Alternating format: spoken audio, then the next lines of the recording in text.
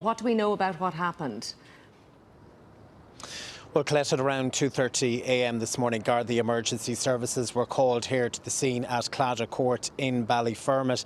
There they found a man in his 30s with stab wounds. Paramedics worked on him for some time, but he was pronounced dead at the scene. And as you say, a woman in her 40s who was known to the victim was arrested and taken to Clondalkin Garda station. Throughout the morning, members of the Garda Technical Bureau have been working away here, carrying out forensics inside the flat. Detectives have been coming and going as well, trying to piece together exactly what happened here. Now, Claddagh Court, it's a housing development consisting of around 60 units. It was built 11 years ago, primarily for people aged 65 and older. It's unclear at this stage whether the victim had been staying here or had just been visiting at the time of this incident. Now, his body was taken from the scene here in the last hour or so. It's understood a post-mortem will be carried out this afternoon, and that will determine the time of death, the exact cause of death, and will help Gardaí as part of this investigation. Now, as I say, this happened in the very early hours of this morning. Many neighbours, people living in this complex, waking up to that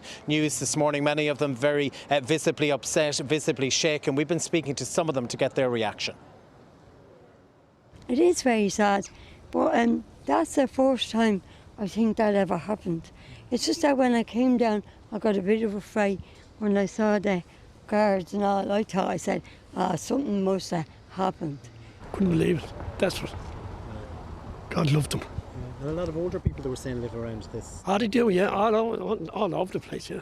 But I just said I'd walk up and see myself now.